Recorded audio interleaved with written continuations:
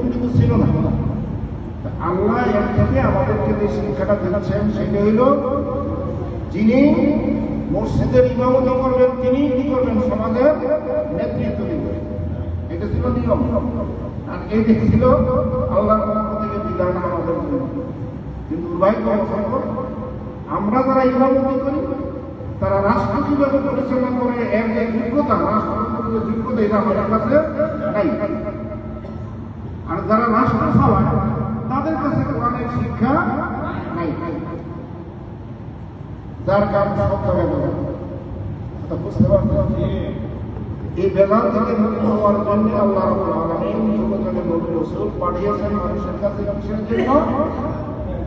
আসমান থেকে যে বিধান নাযিল হবে সমকালীন নবীরা ওই বিধান দিয়ে তারা কি করছেন, সমাজ, দেশ, রাষ্ট্র, সংসার, ব্যবসা, বাণিজ্য প্রত্যেকটা জায়গায় তারা আসমানি বিধানকে ব্যবহার করেছে। দুর্ভাগ্য জাতি হিসাবে আমরা মুসলিম, আমাদের নাম কি? আমরা মুসলমান বললাম মুসলিম, মুসলিমিন। আল্লাহ আমাদের নাম করেছেন মুসলিম হিসাবে, মুসলমান হিসাবে।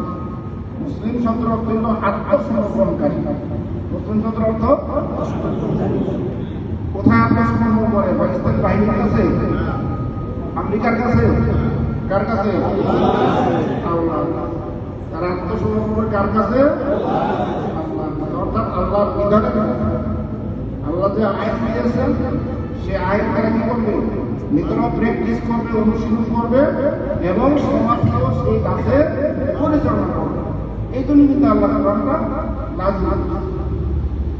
এখানে এই আমাদের মানা আল্লাহর পথে চলার জন্য এখানে যে ৬টা জিনিসের কথা বলা হয়েছে, এই ৬টা জিনিসের প্রতি যাদের আকর্ষণ বেশি থাকবে তারা দুনিয়ায় কি করতে পারে, ভালোভাবে জীবনযাপন করতে পারবে, কিন্তু আখিরাতে গিয়ে আটকে যাবে।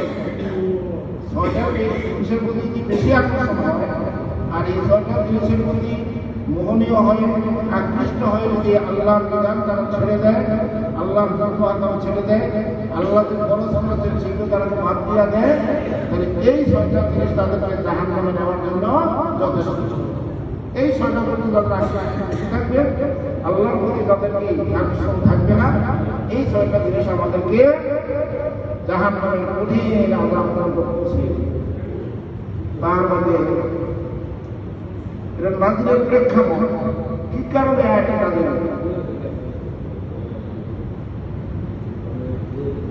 আল্লাহ রাব্বুল আলামিন বলেন, রাসূল পাক সাল্লাল্লাহু আলাইহি ওয়াসাল্লাম যখন মক্কায় তিনি জন্মগ্রহণ করলেন, তিনি সেখানে বড় হলেন। যখন প্রাপ্ত বয়স হলো কত বছর? প্রায় ৪০। প্রাপ্ত বয়স তো ১০৪০ বছর যখন হলো তখন আল্লাহ তার প্রতি ওহী নাযিল শুরু করলেন। সে ওহীর প্রথম কথাটা ছিল কি? সে ওহীর প্রথম কথাটা একটা কথা ছিল পড়ো। এটা আমরের ছিল, মানে আদেশ। এটা কি? পড়ো, এটা আদেশ না। সারেরা বেত্রা হাতে থাকে আর ঘুরে সারা এটা তাদের আদেশ। যদি তারা না করে ওই ব্যাথে কাজ করে, ব্যর্থ বুঝেন। এখন পিঠাপিঠি নাই, আগে ব্রিটিশ আমলের পাকিস্তানের যে পিঠাপিঠিটাই তো সারে না, করোনা বলে। কেন? শিক্ষা দেওয়ার জন্য।